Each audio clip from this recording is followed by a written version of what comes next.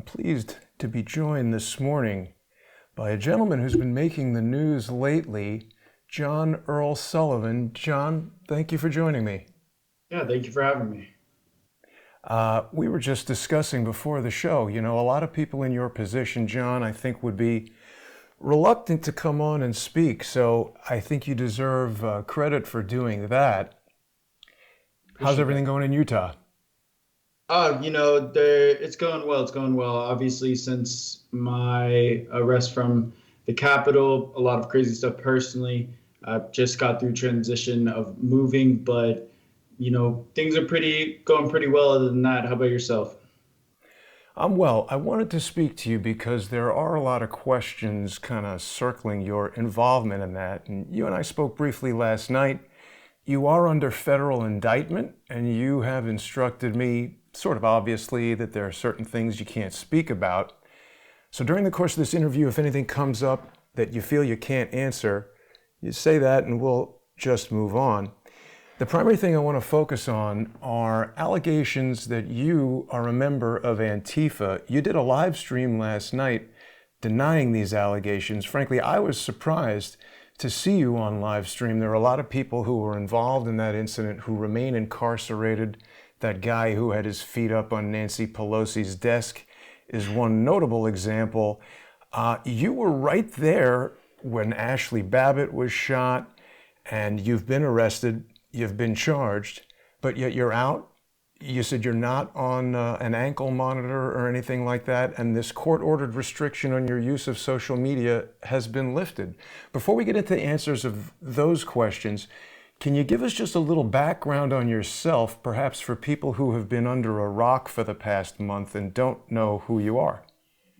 Yeah, so a little bit of a background on who I am. Basically, I've done a lot of activism in my past, more so against police brutality, racial discrimination. And so a lot of those protests that I've held here in Utah have been geared towards that in my activism, my beliefs. And then also I have a background in video journalism. So I go to these different events across the country, document and record. Um, I guess you could say these things that you might not typically see in the news outlets. So, and it's really raw, uncut footage. It's being recorded for an hour straight, if not longer. And I just post it and let people see what it's like to be, inside these different groups that, people are usually typically not comfortable going out and being around these violent situations. Right. And you've got a group called Insurrection USA. That's a Utah-based group. You organize protests and things like that. Um, Give us some background on your family life. As far as I understand, you were adopted, right? Yeah, so I was adopted from birth, and both my parents are white. So I have a different perspective than probably a lot of other people. Being raised in a household under white parents might, shape your image of the world that might be a little bit different. But for me, I could tell you that, there is racism that occurs, and I might not have been cognizant of it just due to my upbringing and the way I was raised, which is not a bad thing. I view the world sort of as colorless, but it also kind of puts you in a position where you're not so readily recognizing like the hatred that can be shown towards you. So that was interesting to me when I grew older to like kind of discover that through the corporate environments that I worked for, such as like I had to go through like a EEOC litigation, and that EOC? EEOC, so Equal Employment Commission. So like basically they're like the I guess committee that overrules like on a lot of these corporations to make sure that everyone's treated fairly. So like workplace fairness like is something that is huge for me, and I experienced a lot of discrimination, racism, in that type of environment, which kind of prompted me into my activism. And so you grew up in Utah. I've been to Utah. Being black in Utah, you're a particular minority. There's virtually no black people at all in Utah. There's very few. It's like 1% in Utah. So that's pretty crazy to kind of take that in because when I go and visit these other states, I'm not the minority anymore. There's a lot more African American people out there, and there is sort of a sense of, I guess you could be say that you're desensitized to that type of environment when you live here. So that's interesting. Uh-huh. And so your brother, James, he's not your biological brother, or what's the story there? Yeah, he's not my biological brother. We're all adopted. So yeah, we are brothers in the sense that we grew up in the same family under the same parents. Uh-huh. And you say we all. Are there additional siblings? Yeah, I actually have three other brothers, and they're all adopted as well. They're all younger, and I'm the oldest out of the three. Uh-huh. And it was your brother who contacted the FBI. How's your relationship with him?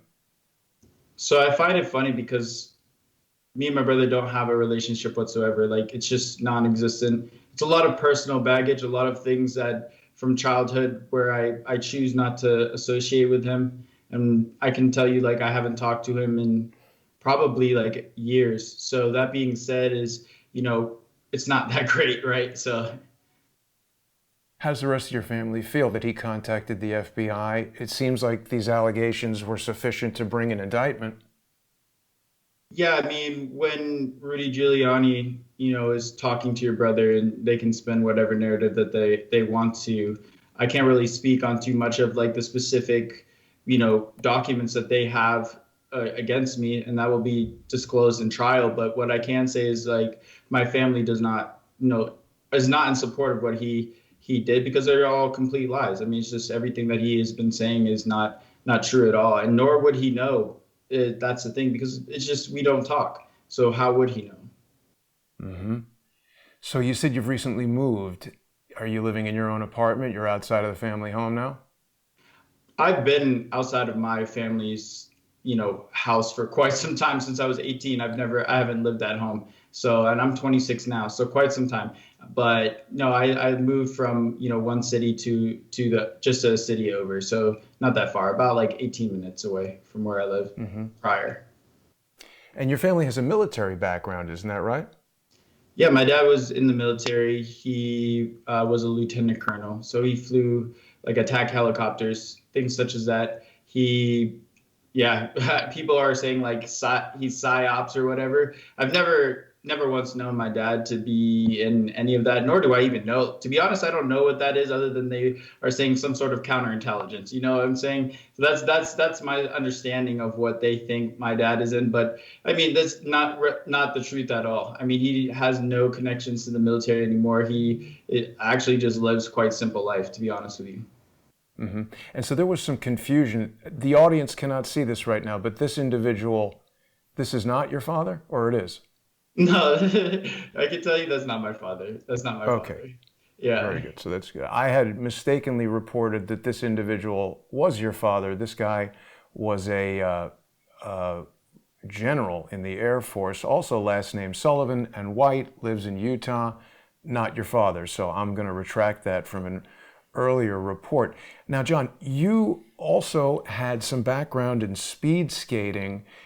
You appeared in an Uber TV commercial.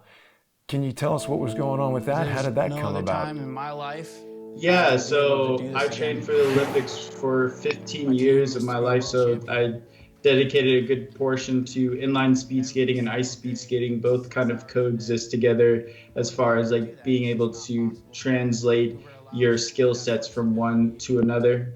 And through that journey, I was also given an opportunity to be in sort of a commercial slash short story with Uber. And it was more so along the lines I did drive for Uber. I drove for Uber, and that's how I paid for my training. That's how I supported myself when I started training for the Olympics. You don't get paid to train. You just simply don't. So it's all a pursuit of passion, right? And that is important to me and help people understand that I did that commercial to spread awareness of what I was doing at the time, and it's not like I got a huge sum of payout on it. It was just more so I needed to tell my story, and they wanted to tell my story of how I struggled and fought to pay make ends meet by driving for Uber to so I could train for the Olympics, continue to keep doing that. And that was sort of the story that they, were telling. How did you get selected for that commercial? So a lot of people drive for Uber. Yeah, I mean, it just happenstance because I was on their website online and they said, "Hey, you have a story of the reason why you drive for Uber, like submit it here on this form." And so I did, and I think it was like probably like 4 months later that they reached out to me, and yeah, then that started the ball rolling on that. Hmm. And then you also were interviewed by Anderson Cooper. That seems quite a coincidental circumstance as well, given the number of people who were there at the Capitol covering the events. How did that come about? Yeah, that's a great question because, I was there to document as a journalist. So I was fully prepared the second I got done eh, being at the Capitol to go and sell this footage, just like any journalist does, right? So like that's exactly what I did. And so when I told them what I saw and what I had, they were like, "Do you want to come on the show? Do you want to, be interviewed and talk about your experience?" And of course, like I'm gonna do that. And so that's exactly what I did. Well, fully prepared to sell the footage, of course, all of us independent journalists would love to do that. My footage has been used by Fox News and major outlets. They don't pay 35,000 bucks. They generally just take it. And given your involvement in the thing, it doesn't seem like you'd be in a very good position to sue them for using it. It is newsworthy, so if they had just published it after you put it on the internet, that would be a fair use. How did it come about that they paid you $35,000, the exact same amount that NBC News paid you? It's a great question. So I have extensive background in sales. And so I did excel. I was one of the top sales reps at multiple companies. And that being said, uh, I know how to negotiate. First off, when the footage is not out there and it's breaking news and they know something like that is going down and you are going and saying, "Hey, I have this footage that nobody else has," how like that is once in a lifetime, situation, a monumental event in history.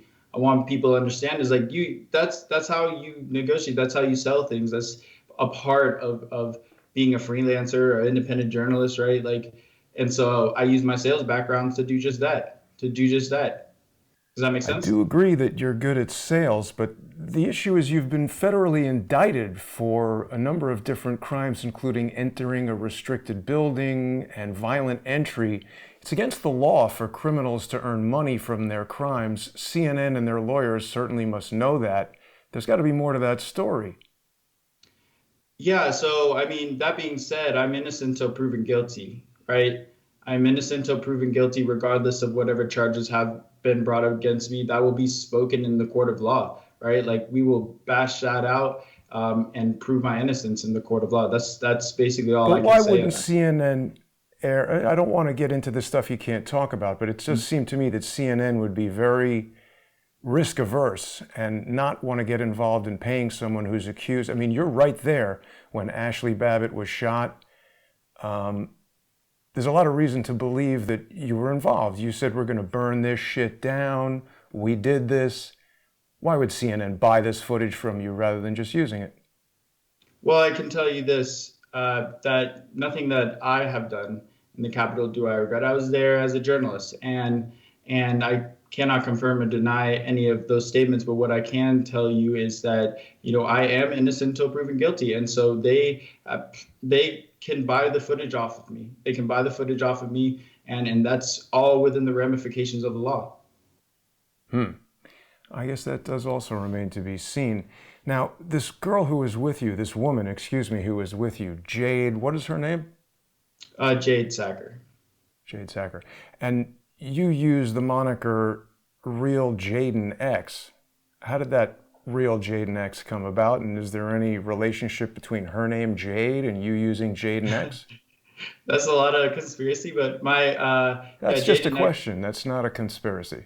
Yeah, no, there's been people who have had conspiracies on that. But no, Jaden X is more of my journalistic name. John Sullivan is more of my personal, beliefs, activism. It's how I separate, the two, if that makes sense. So I'm not always getting those mixed up, and if that makes sense.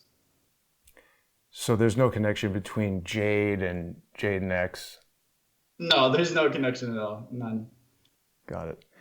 Now, so you say that you're an activist, but yet you are involved in scheduling protests that seem to turn into riots. You also publish videos telling people how to disguise themselves from Right. police, how to Hit me use up. body armor Hit and me up. things like that. Now this is How do you not for square this everybody with to say, "Yeah, I journalism? want free stuff," but Well, like I said, I have my personal beliefs we and will then I have definitely my help you work out. life, just like We you got and your back. everybody else. We all have We our have each what we do other's for back. work and what we do as activists. I don't schedule violent protests or riots. The things $5 that I if I list this record on the are store, a so you different can matter. get Just your because I'm umbrella, recording them okay? does not mean So I, you can fucking go find this organize exact umbrella those and get that protests, shit, and you nor can't would that complain. make I any can't sense find where whatsoever. to get So what I this can gear. tell you I is can't that I do find. document all of these violent protests. I have peaceful protests. You come to my protests that I have scheduled, like you will find it's just there. We're just standing there, we're speaking on either the side of the street or it's peacefully marching in the street if we have permits and the ability to do so. So that being said, like I have protests that are significantly peaceful, but people want to take notice to the violent footage that I have taken, right? And that doesn't mean that I've organized it by any means. But this And is you holding an AR-15 and telling people how to yes, dress in yes. black bloc I and where to get body armor and how to hide themselves from the police, how to not be photographed in public. You wrongfully tell everybody that journalists don't have the right to photograph people in public. Isn't that right? No, so this is exactly how to keep yourself safe at some of these black bloc Antifa style protests, right? Like if you're going out there, you got to keep yourself safe. You have to keep yourself safe because one, you're going to get beat up if you don't dress properly, if you don't cover yourself up properly. Two, I have every right to hold a gun and bear arms. It's in my constitutional rights, my Second Amendment, just That's like true. everybody else.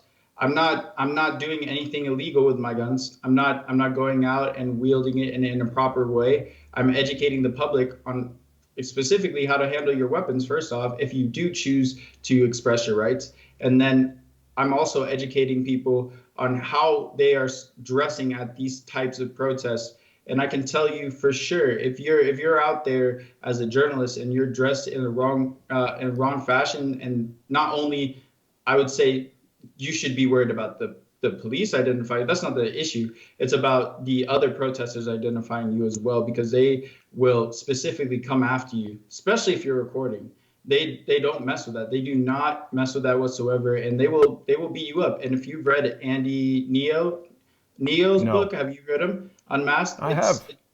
you have. Okay, that's a good book to reference. You Unmasked. It's a book all about Antifa and how Antifa operates. Andy is really, I think, maybe one of the nation's foremost experts in Antifa operations.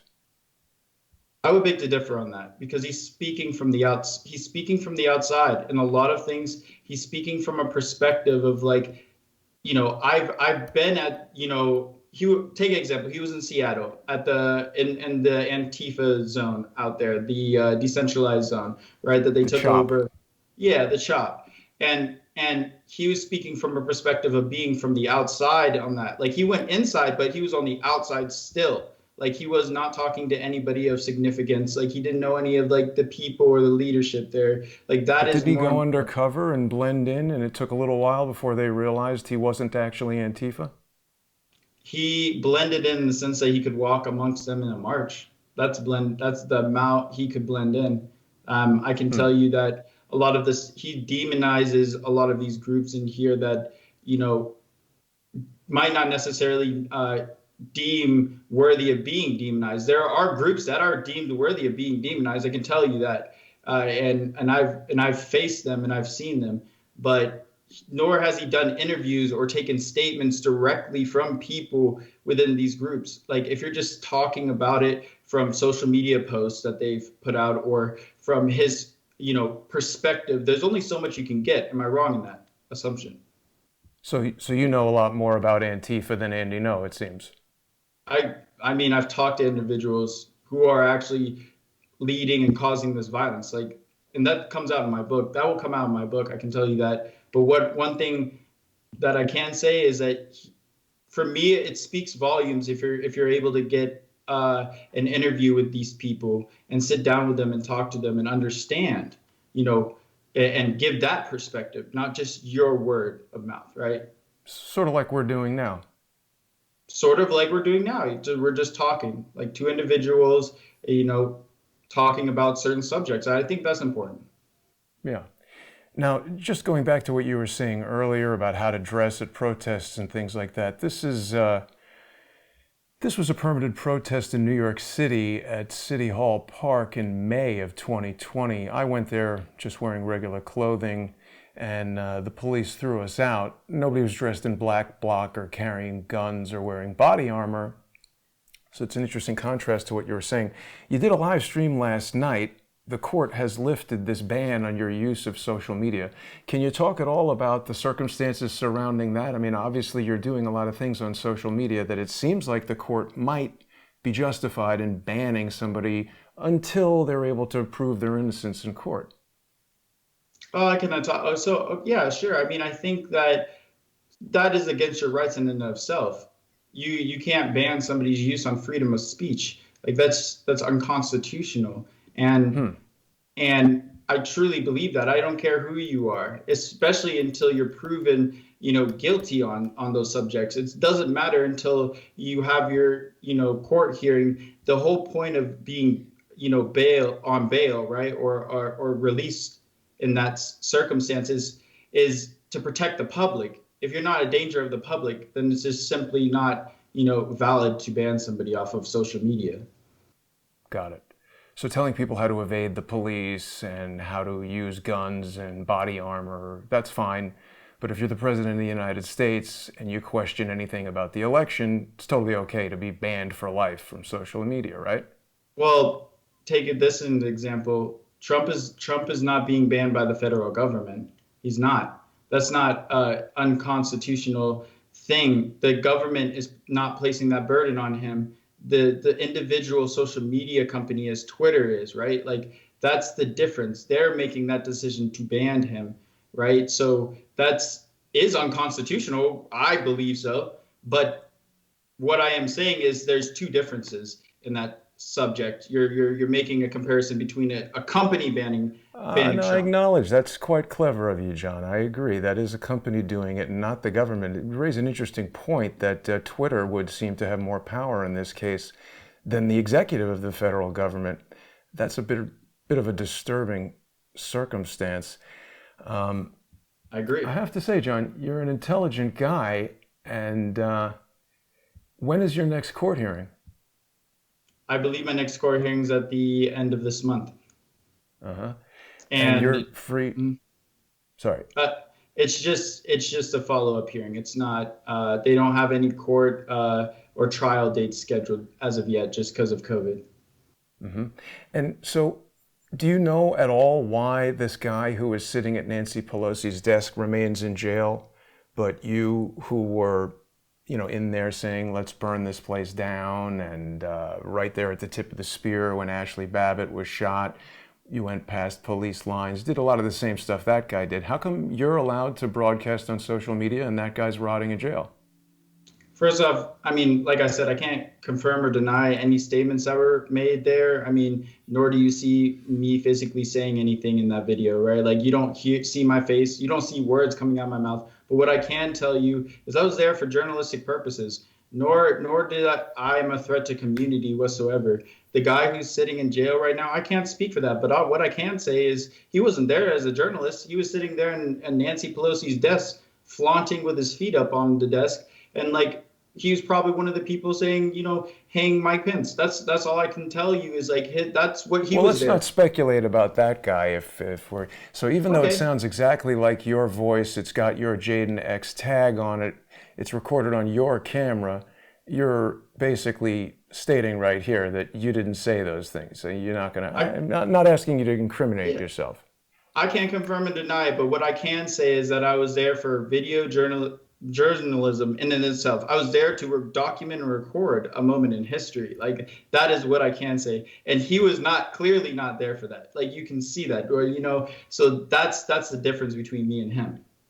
Right. And it seems that this $35,000 that CNN paid you, that's probably going a long way towards helping you with these legal bills, I would presume, right? I mean, of course. I mean, I it's my company that I run, so I gotta, invest back into my company as well. I can't say it's going into legal bills. I can't say where it's coming from, but what I can say is that, that money that I made is, what I make a living off of, what provides me my house, my cars, right? Like, so like those are the things that are the, aspect. Like, you make money, I may have to make money too. I was out there to make money, and I go out to every single protest that I attend with my camera to do just that.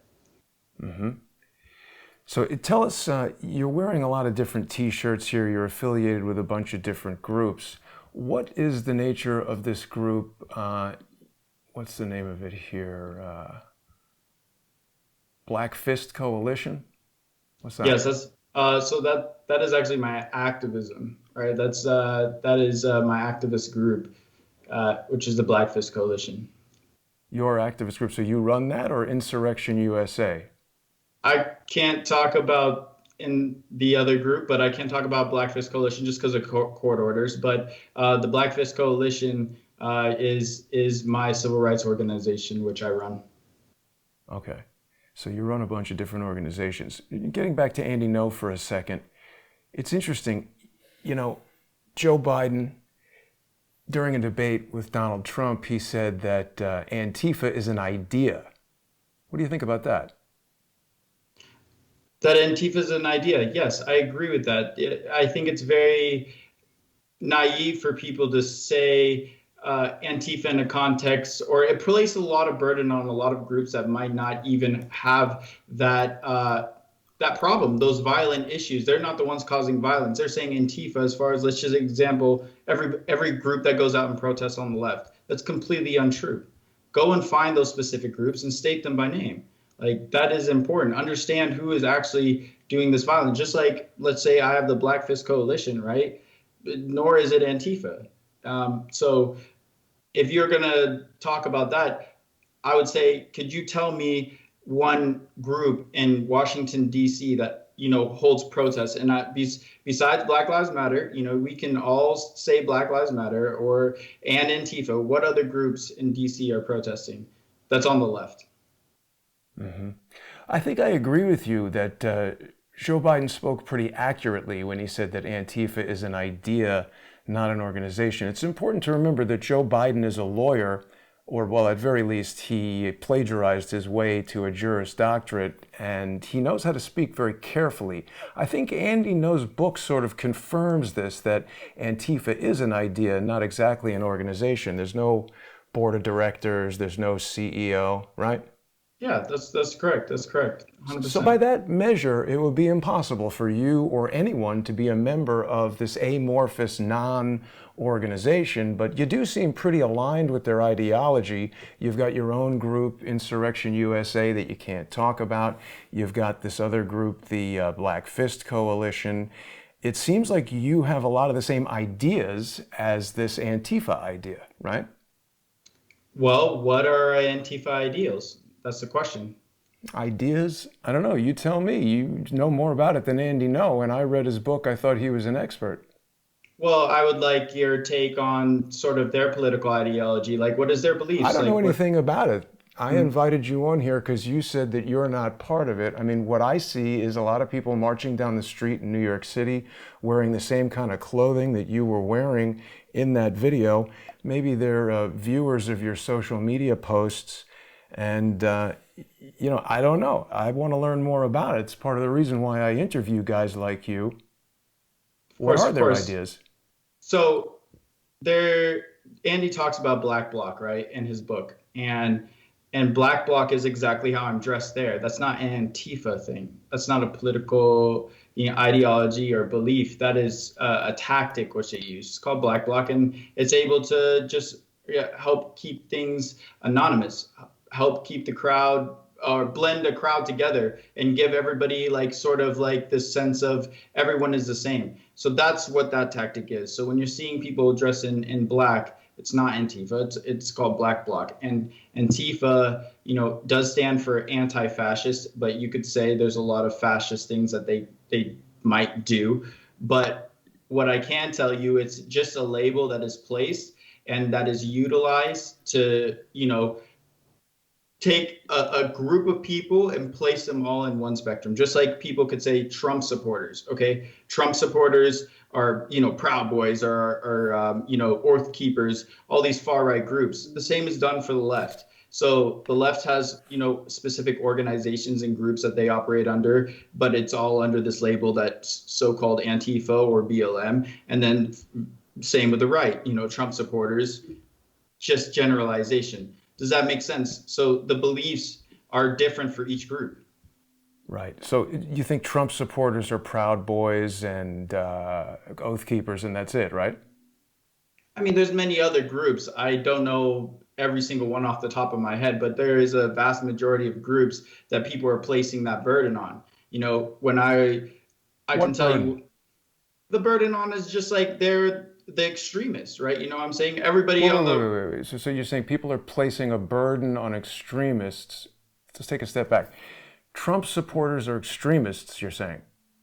I'm saying people have that perception. On the left, they do. They're saying, "Oh, all Trump supporters are racist." I mean, that's simply what people have told me, right? Like when I'm out there at these protests, people have conveyed to me that because you're a Trump supporter, you're a racist. Because you're a Trump supporter, you're a bigot. All those things, are just completely untrue. Now, there's groups underneath of that you might perceive as such, and that might be validated towards that statement. But, to make a generalization of and place this burden or topic on somebody else that is completely untrue, you can't do that. You can't do that. And that's what I'm talking about. Does that make sense?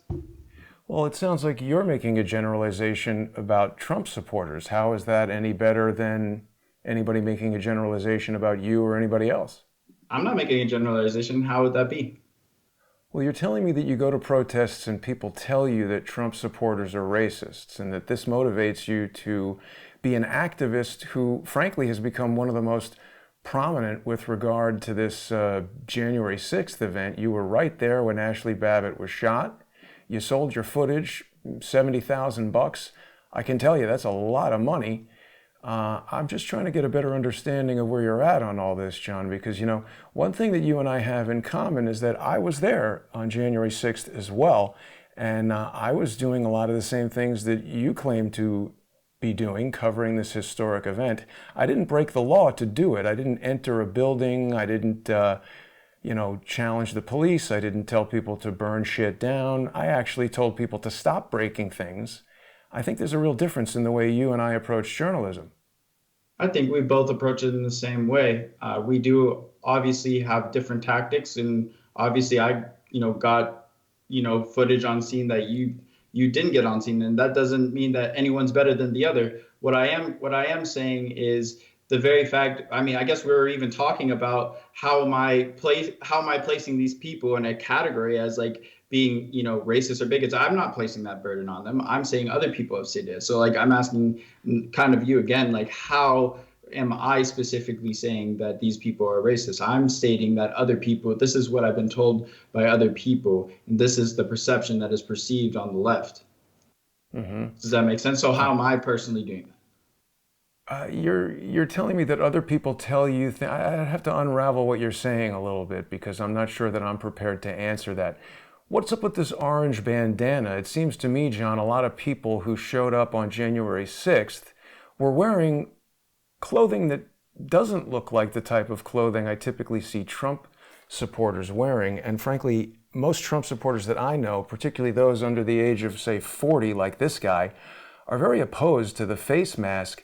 I find this character quite suspicious. He's holding a "fuck Antifa" sign, but I think he actually might be more like you, have the same kind of ideas as Antifa, even though he's not a member.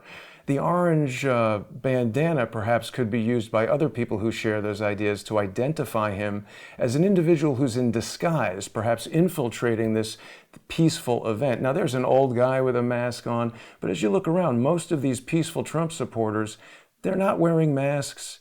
They're just there because they felt that their voices weren't being heard. I don't think most of these people wanted to storm the Capitol necessarily, but there are a lot of variations in the thought process of any group. Just like I don't make generalizations about all black people, I don't make generalizations about all Trump supporters. I think there are very intelligent Trump supporters, and I think there are very dumb Trump supporters. And I think that some of the dumbest, some of which were rallied around the 17th letter of the alphabet, might have been manipulated by people who share some of the same ideas as this non-organization that you're not a part of. Were there any Antifa people there, or any people who support the ideas and know things about Antifa who might have been wearing orange bandanas? You know anything about that?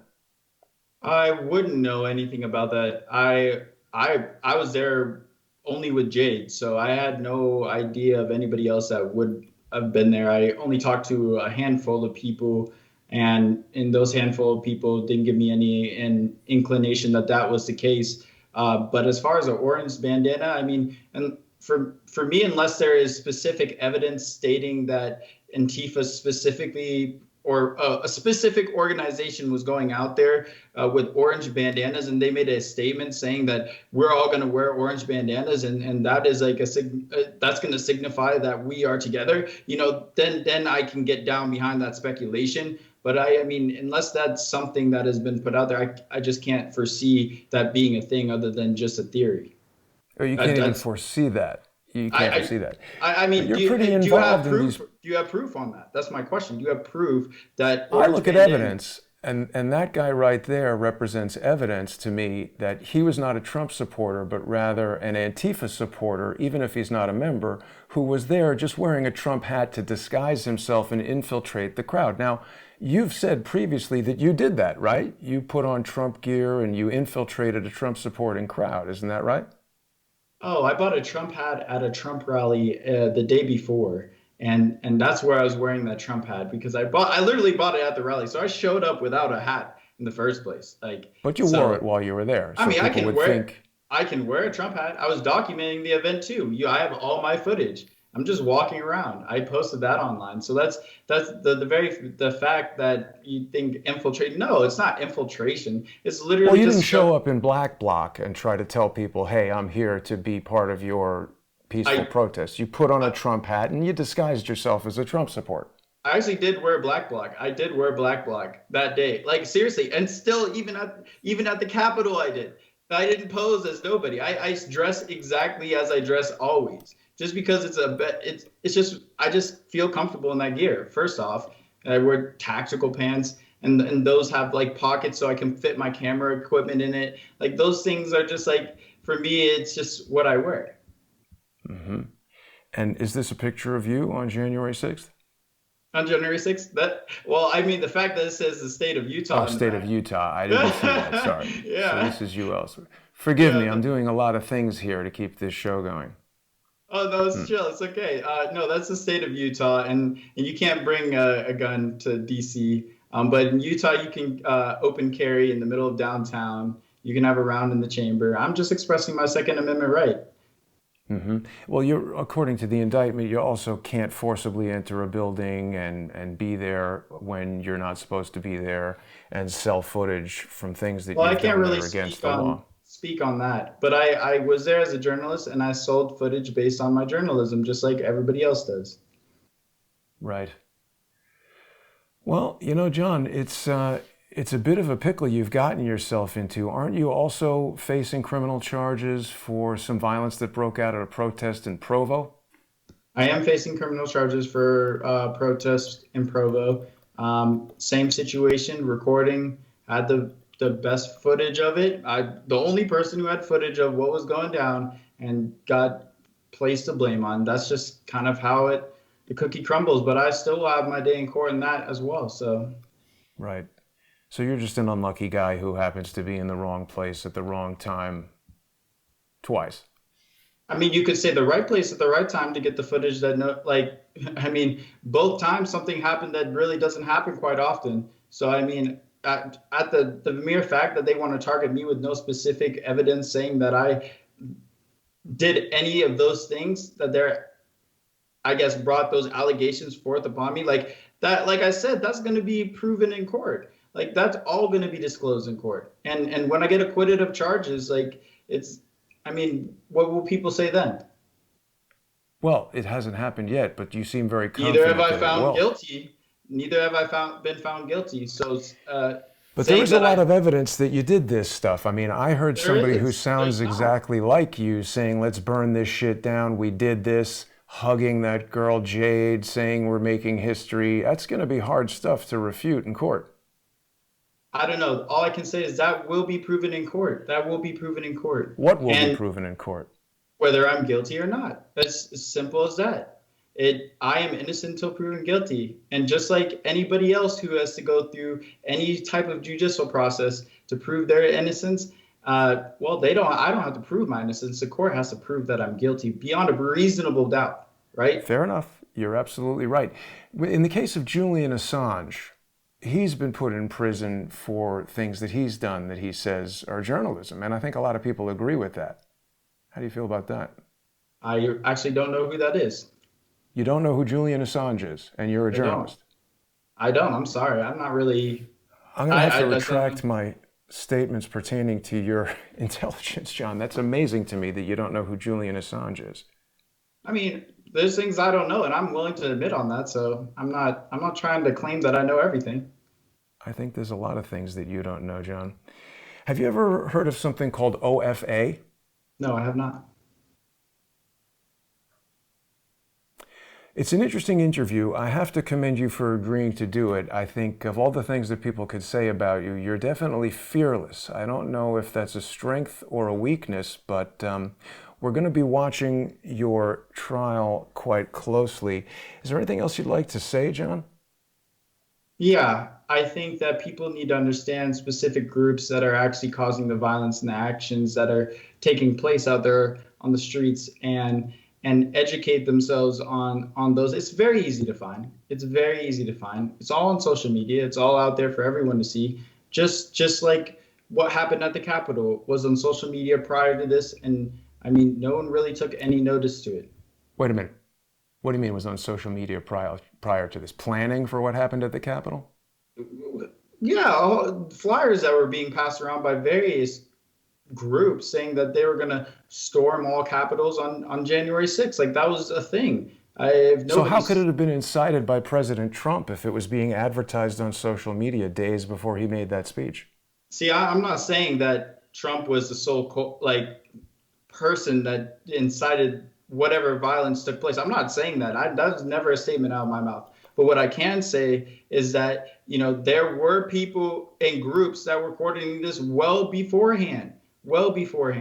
And it was all online. It was all online. And I posted it about it, alerting the community prior to it. I said, hey, alert, this is happening.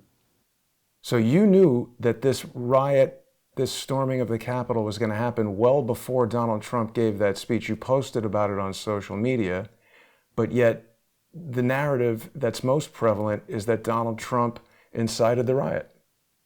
That is a narrative that is prevalent, and it's probably a part of that from some of his speech that might give people that feeling to go and do those actions. But I'm saying that it was more so a setup than anything. I could see that people utilize maybe a setup in a way they utilize the massive crowd of people that was there, right? I think if you take a look and take a step back and look at the entire situation itself, because as I gathered this evidence to say, I'm going to go out there and document this event, right? What would give me a reason to go out there if you're not sitting there and connecting the dots on what's going to occur and where to be, like to capture that moment? And that goes with any journalist out there. They gotta, okay, where do I need to be next? Where do I need to be next to capture what's going to go down? It's exactly what I did. And so when I saw that these flyers were going out and that, this violent rhetoric was being put out through these various far right groups saying like they were going to go and do this specific action at the Capitol and these are the things that they were going to do. And then Trump says, okay, I'm going to be there on January 6th as well at 11, when all these flyers were being put out. That enabled the massive crowds of people to get there so that they could use that as coverage, if that makes sense. So just so I understand, you're saying you saw prior to January 6th that this was a setup, that people were going to go storm the Capitol and that this crowd was going to be used as part of the setup to storm the Capitol, and you decided it was a good idea to put on a Trump hat, infiltrate this crowd, go into the Capitol, tell people, let's burn this shit, let's get this shit burnt, let's do this, we did this. Is that what I'm understanding? That's not correct. So What did I I get wrong? decided, well, all of the above. What I am saying is that I saw evidence that would indicate the very fact that that was going to occur on January 6th. I was going out there to That what document was going to occur? that they were going to try and attempt to storm the Capitol. Who's I they? don't know. It's all anonymous. It's all communities like Telegram or So how do you know Signal, that it's Trump supporters and not Antifa supporters? because it's consistent far right messaging platforms on there that But are. can't people just put on Trump hats and wear black bloc and pretend to be far right? Can people pretend to be far right? No. The mass crowd of people out there, the people who are getting arrested for the violent actions that have been taken, the mass majority are from Proud Boys, Wait a minute and now. far right. The mass majority, I'm going to tell you something. In my previous career, I was a cinematographer, and I've been involved in a lot of events. The biggest crowd I ever saw before this was when I was working with a guy named Kenny Chesney on a concert film called Summer in 3D. And I was told I was looking at 120,000 people. What I saw on this day was easily 10 times that number. There is no way that the majority of this crowd stormed the Capitol or was violent. It was a small subset of this crowd that came there to peacefully express their support for the President of the United States and the democratic process as outlined in the Constitution. So you've got that aspect wrong. I don't think so. I don't think so. I think the You mass think the majority. majority of the people here were far right and the majority of the people present on January 6th No, stormed the no. I Capitol? think most of them, a lot of them are Trump supporters, but there are far right groups that are out there. Let's just move on to one other point. Do you know this woman right here? I don't know who that is. Who is that? Tara Sapansky? You know I her? have no idea. I have no idea who that is. I think you saw her at the Hilton Garden Inn in Washington, D.C. I have no idea who that is. She looks scared, though, doesn't she, in that video? She's breathing very heavily. She's just been attacked. There's a woman behind her waving a dirty baby diaper that was shoved in her face. She's trying to get protection from the NYPD right here. They refused to give it to her. And what happened to her? Why is she getting attacked? Oh, she's just recording what's supposed to be a peaceful food drive, and she's getting baby diapers shoved in her face. She's getting attacked. She's had eggs broken over her head, chemicals sprayed at her. I don't condone that action. That's terrible. Okay, but so people are dressing up as you instruct them to in black clothing so they can't be identified, and they go out and they do these sorts of things. They attack the police. Do you advocate that? No, not at all. I don't advocate that, and that's not why I made a So why do you video need talking about guns that. and knives and body armor if you're involved in a peaceful protest? Shouldn't you just Well, present yourself? Let me tell you this. The reason I have a gun, and that's in Utah, it's nowhere else, is because a militia of 20,000 members formed against me and my group and started harassing us at every single protest with their guns. And so I was like, I can wear or have a gun just like you can. I can express my rights just like you can. I'm black and I can express my rights. There's nothing wrong with me expressing my rights. There's nothing wrong with that. There is something wrong with using that weapon against somebody else that is not in a form of self-defense. If you are being an aggressor and looking to specifically harm somebody, that's when we all have issues. We all have issues. You support defunding the police, John? Yeah, I do. I support the defunding the police, and as far as police reform and bringing some changes, which is needed. How do you think that removing the funds are going to bring changes? It seems to me that the police all over the country have been challenged by protesters in New York, where I live. The state attorney general is actually bringing lawsuits against the police. In this particular case with Tara Sapansky, when she was trying to get protection from the police rather than using a gun, which you're not allowed to do in New York, the police specifically refused to protect her. They turned their back on her, and That's the this issue. crowd shouted, "They can't protect you." Have you ever been to New York, John? Yes, I have. When's the last time you were there? 3 months ago. Uh-huh. What's your impression of it? They have a lot of police there, and I think it's a big city. I mean, I don't know what you mean by my impression. Well, did you notice a lot of graffiti? Did you notice a lot of businesses closed? A lot of people leaving? U-Hauls everywhere? A lot of people marching down the street wearing black blocks saying, "Whose motherfucking streets? No. Our motherfucking streets?" No, You didn't there's notice that? not. No, there's literally none of that. There's none of that. I mean, it's a big city. It Oh, doesn't. It's there's a big. none of that. No graffiti in New York. I Is mean, that what there you're is saying? graffiti in New York, obviously. That's always been there, but businesses being closed down is COVID. So COVID restrictions close down businesses, keep people off the streets first off as well, because there are COVID restrictions.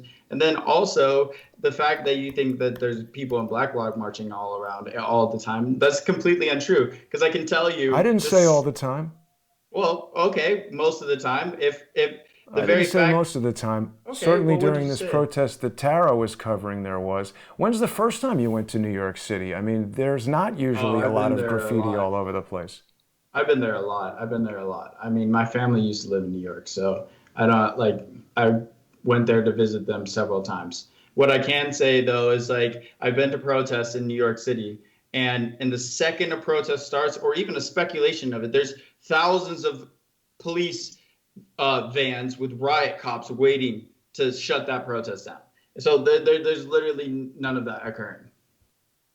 Uh-huh. There's none of that occurring. Who's giving you your talking points, John? Because a lot of stuff that you're saying is absolutely absurd. No one's giving my talking points. Like this is from being there, witnessing it. I have footage of it. Like I've been there. I've been to New York. I've seen what it's like, and I know exactly the second that there's any inclination that there's going to be a protest, there is about 100 riot vans on the corner at every section in New York waiting for them to shut it down, and there's cops, bike cops in full body armor, full gear riding around to specifically force them off the streets, to force them back into their houses. They're just not allowed to be out on the street marching. So Millie Weaver has accused you of being involved in a psychological operation. She says that your father is involved in psychological operations, just so that we don't impugn that other guy. What's your father's name? I cannot state that because my father would not like his name out there. But what I can Well, say it's already is out there. Millie Weaver's put it out there. Has she got it right or has she not got it right? I can't confirm or deny it. He just does not want his name out there. But what I can confirm is that the person that you had on screen is not my dad. No, He's I not. agree with that. You've pointed that out. He's not. And actually, Millie Weaver disabused me of that. So I apologize to that other Mr. Sullivan for getting it wrong. I just presumed he's in the military, he's in Utah. I'm not sure how I made that incorrect connection, but I retract that. What do you think about this Millie Weaver documentary? It seemed to contain a lot of really damning information about you, your family, your potential involvement in psychological operations, sort of a lot of the crap you're saying right now that doesn't square with the truth. No, my stuff definitely scores with the truth because I have video evidence of that very thing Of New happening. York City not having graffiti and businesses being closed No, exclusively due to I didn't COVID. say they don't have graffiti. They definitely have graffiti, but if you're saying graffiti from, people protesting, it's just completely, it doesn't make sense. And if they're closed down because of the protests, it's not true. They're closed down because of COVID. There's COVID They closed restrictions. down because people are afraid to be in the streets because of violent protests and because it's become a place where you can't do business anymore because there's no protection from the police. Because people who want to defund the police and want to be militias and want to be vigilantes are making it dangerous for decent, honest people to live there. Not at all. Not at all. New York City is a huge place, and they definitely have the police presence to enforce and keep people safe. Who told you that, John? It's false. Tara Sapansky did not get that protection. She was in real danger. That's a circumstance I cannot speak for, other than the police should have done something about that, and that is in and of itself the reason. So wait a minute, you just contradicted yourself. You said the police are able to protect people, but yet they should have protected her and they didn't. So that's in New York, and that's a problem. I'm just saying that's a problem. That's a problem. But you just said it's not a problem a minute ago, John. You got to get it straight. They have the. You might need to make a call and make sure you have everything that you're saying straight. Where is your dad? When's the last time you spoke to him? I'm getting it straight. When's the last time you spoke to your father, John? Well, let me tell you this. They have the police force, but law enforcement is not doing their job in that video. They should be protecting and serving the public, and they're not doing that. They are not doing that in that video.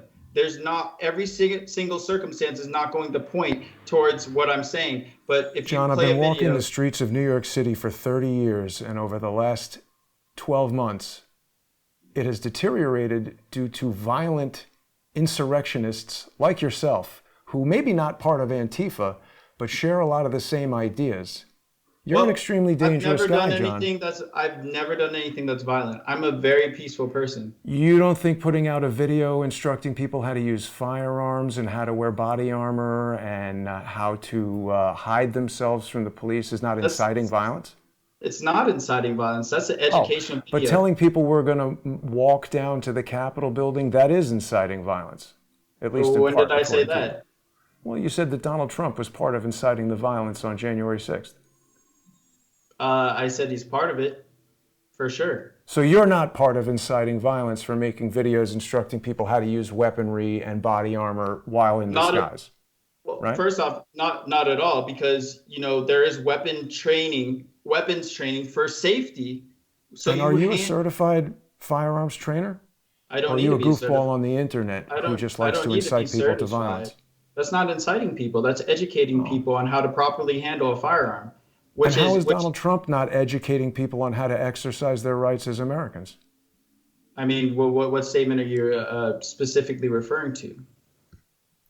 I'm referring to Donald Trump telling people to march down to the Capitol building and to stand outside the building. He didn't tell anybody to break in, unlike you. I've never told anybody to break in, but that statement... Didn't you tell people to climb up the walls? Didn't you tell people to burn this shit down? I think you did. I never told people that, but what I can say is that when Donald Trump say, "Hey, go march over to the Capitol," that is peaceful. That is a peaceful thing. That is you're expressing your rights. You can do that. That is nothing. There's nothing wrong with saying that at all. Nor am I saying there's anything wrong with that statement. So, what does your father think about the situation you've got yourself into? I mean, obviously, for me, they support me. They think it's unjust. I was there to document, record. I said that prior to going. I said that while I was there. I said that. So wait a minute. After. Your father, a former member of the military, thinks that you, being part of a mob that broke into the Capitol building, resulting in you getting federally indicted after you've made videos wearing body armor, brandishing weapons, telling people how to hide their face from the police, how to hide their face from video, he supports that. So first off, that's part of my journalism is being able to go into these groups and get the truth, get the reality of the situation, not just part of the truth, not just from an outside perspective. You're making the reality of the situation. I'm not making a reality of the situation. And as far as me, a false reality on this interview. And what does your father say to James for having told the FBI that you were part of leading this riot? What he think? Well, first off, my dad really disavows that fact in itself because it's all a lie. It's all phallicized. It's not true whatsoever. He disavows the fact that James contacted the FBI? That's a fact. Yes, he does not approve of that or condone of that because that is what he said is completely a lie. It's not true. But so why did the FBI arrest and indict you if it was a lie? I cannot tell you on that. All I know is that they have. That's all I can say. Oh. And we will figure that out through the course of the trial. Like I said, fair day in court. So what's your father's reaction to James as a result of all this happening? Well, like I said, he's very angry and upset at James for specifically saying all and spreading these lies. That's what I can say. And my family. What would motivate James to lie about this? Why did he do that? Yeah, that's a great question. So what I can say is that my brother, he has autism, he has ADHD and Asperger's, so it's something that is part of, part of that mental illness and challenge. And I can't really speak too much and or want to slander him. And I feel and I You're think I going to can say say he's mentally ill, but you don't want to slander him. well, Okay. it's a fact. It's a fact. I'm not saying Is I'm it? saying it literally is. You can pull up his medical records. You can pull up his Okay, do medical that. records and it will say just that. But what I can say is that, none of what he's saying is true. None of it. And I have no hard feelings on this man at all, just for the fact that he does have those mental challenges and those illnesses. And I can understand that. I don't hate him for that. You know what I'm saying? But what I can say is that it's nothing that he has said is true whatsoever. Nothing. Nor does he have any factual evidence to back it up. But yet the FBI acted on it. That's strange. I don't know if they acted on what they can act on whatever they want. That's all I Yeah. can say. Well, I think they generally need, evidence sufficient to bring charges, and in absence of that, it's pretty unusual for them to arrest and indict somebody. I think we're almost out of time, John. I do appreciate you taking the time to talk to me. As I said, it's not something that most people in your position would do. And, if there's anything else you'd like to say before we wrap it up, I'm just looking at the comments here to see if people have any questions for you. Yeah, of course. No, I appreciate you having me on the show and allowing me to give my perspective of the things. And I understand where you're coming from, and I respect your perspective on the situation. I don't denounce it. I think it is needed. We all need to contribute to what happened at the Capitol to uncover what really took place, and that is very important. I I want everybody who is watching this to understand as well. I respect everyone's perspective and how they go about doing things and what they believe. And that's what makes America go round, right? Is the diversity of beliefs. And I think that's what we need to fight for and to keep intact is this diversity and our ability to have these freedoms. And if not, then what we have is going to be destroyed, and we cannot allow that to happen. And I But I want thought you that's to, what you want. You want that's insurrection. that You that want that to is that is defund not the true. police. That's not true. I'm telling you Tell what us I'm what you wrong. stand for. Tell us what you stand. What would you like to see happen if your activism were to ultimately succeed? What's the ultimate incarnation of what John Earle Sullivan would like to see in the United States of America? What I would like to see is better equality and better policing and not a lot of the injustices we see on, you could say a lot of people can relate to social media.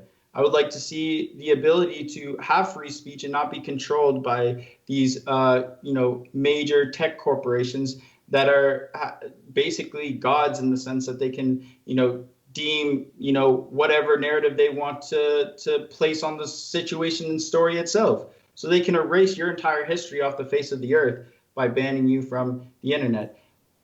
That's sort of one of the aspects that I would like change, but I want more diversity and inclusion within the state legislation as well. And that being said, that implements into the corporate environment where I face these challenges, and I want people to feel like they are safe and that they are welcomed But within wait a minute, these John. Excuse me businesses. for interrupting. You've done a commercial for Uber, giant corporate tech company. You've sold footage for $70,000 to CNN, NBC, giant companies. I haven't done either of those things. You're black, I'm white.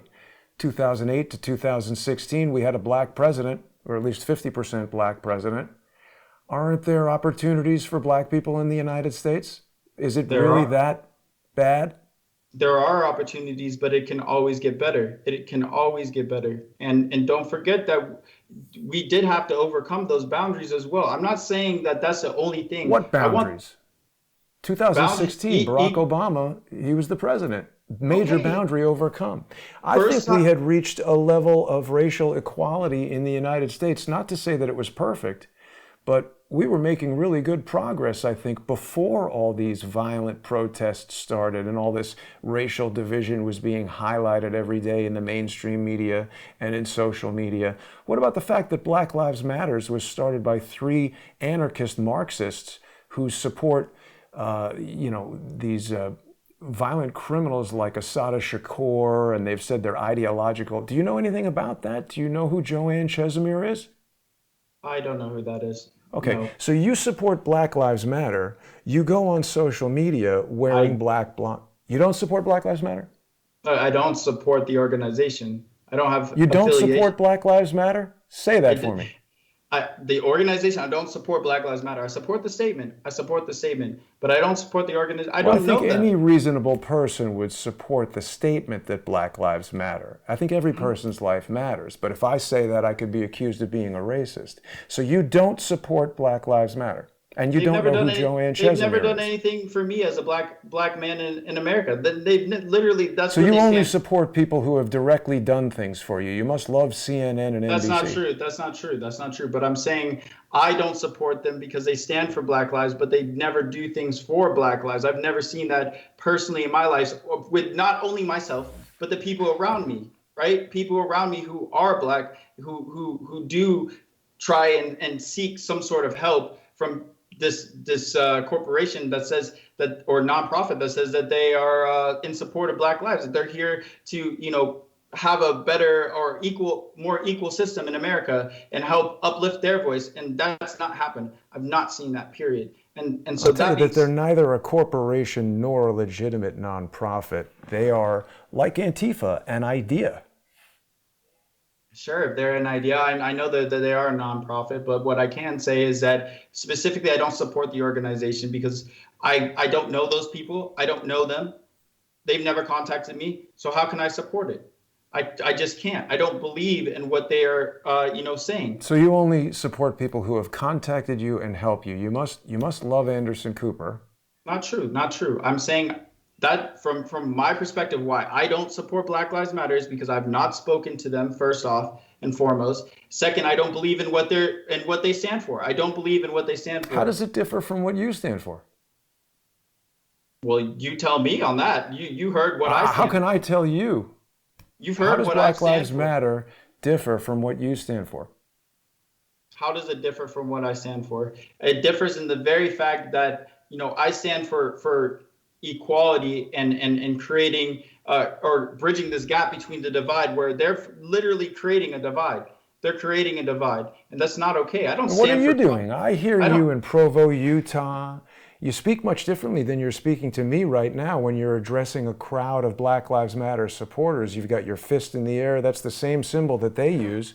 I mean, isn't this I don't support symbol? communism or Marxism either. That's not a thing that I Well, you're support. definitely a capitalist selling your footage to CNN. But Exactly, and that's very American. Doesn't the Black Fist Coalition use the same imagery as Black Lives Matter? Isn't it very likely that people would confuse you for a supporter of Black Lives Matter? What's the imagery of Black Lives Matter? This fist. The fist is been around for quite some time. The fist stood for Black Power back in the day with the Black Panthers. The fist has been a thing. The fist is liberation. And if you look up the meaning of a fist, it's about rising up and liberation for people. So you support the Black Panthers, but you've never heard of Joanne Chesimir, you've never heard of Assata Shakur? Well, I didn't say I support the Black Panthers, but I did say I know of them, and I'm saying the fist itself But you use is their imagery. You got the fist. You don't support them, but you walk around with their imagery. You don't support Trump, but you walk around with where. his imagery when you're So infiltrating the Capitol. where is this fist coming from? Because that's not a picture of my picture, other than the fist I, or other than I me think right I've there. seen you wearing T-shirts with that fist on it. I have a T-shirt with a fist on it. I think you've seen it at Black Lives Matter Plaza at that speech that I gave. Right, that must be where I saw it. So that's where it's coming from. You just answered your own question. Well, I'm saying I'm like that picture right there. If you're referencing that to me, believing in it.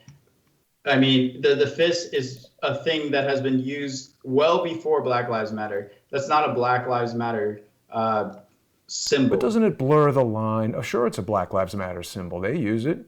You use it. I think I It's see a not. picture of you with the fist right there, right now. The meaning behind it is totally different. I see.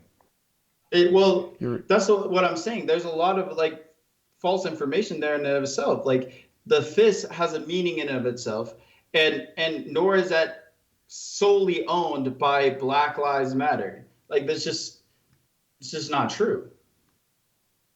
I didn't say it solely stood for Black Lives Matter, but I think that part of the tactics of social engineers like yourself is to blend in and to obscure who you are by using different names, John Sullivan, Jaden X, putting on different hats when you want to infiltrate the Capitol with a peaceful Trump-supporting group. I don't know, John. You're a confused guy, and what you've said today is confused and confusing. We're going to let people kind of decide what they will. I do thank you for taking the time. I mean that sincerely. I think it was bold of you to agree to do this. I don't know how you're going to feel about it as time goes on, but I can't really wish you luck in your trial. I personally believe from the evidence that I've seen that you infiltrated that crowd, that you were part of inciting that riot. I think history is not going to look favorably on you, young man, and I think you've got a hard road ahead of you unless you know people that I suspect you know who are going to make sure that this trial goes your way. I do believe you deserve some time in jail. I can tell you, I mean, I respect your opinion, but for me personally, I will be proven innocent. I have not done anything wrong, and I do know where I stand. I do know what I do stand for. And if you're saying I use different aliases or things to identify myself as, no, I have a bit legit business. I have a legit business that I run, an LLC that I formed. I've formed several businesses. That's an American thing. That is a capitalist thing, which is an American thing, entrepreneurship, right? Like that is something that we all stand for. And we should Yeah, stand for. I'm not speaking out against that. I absolutely support capitalism and starting your own business, but doing journalism under a pseudonym has got nothing to do with that. No, it doesn't. A lot of people use aliases. Think of all the famous people that you know, all famous musicians. They use aliases, do they No, not? no. You got to learn to not speak in absolutes. Not all famous musicians, and just because A they do it lot of famous. doesn't mean that it's something that a journalist could or should do. And, I mean, look, I get it. You're bridging the gap. This is some sort of we can make an analogy to a hip hop artist who uses a rap moniker, but it's not the same. It is the same. I have the choice to protect my identity through my Getting like in journalism. disguise, infiltrating a riot, using a false name as a journalist is not the same as being an entertainer and using a commercially marketed name. Anyway, I Not at think I've had all. about Not at enough of all. this conversation, John. Okay. I appreciate you speaking to me. Last word, you've got it. Yes, appreciate you having me on the show. I hopefully want to bridge the gap through a lot of false information, and hopefully maybe this helps clarify a lot of things for people. And I appreciate you and wish you the best in whatever endeavors that you go through in the future. Thank you, John. And I want to thank everybody who's tuned in rather, to listen to us today. I want to remind people that they can support independent journalism on this channel by going to subscribestar.com/crowdsourcethetruth or patreon.com/crowdsourcethetruth. I'll be back later today with David Hawkins and John Cullen. We're going to keep our eyes on your trial, John. Enjoy the rest of your day. Thanks for Appreciate it. watching, everybody. Likewise. Bye.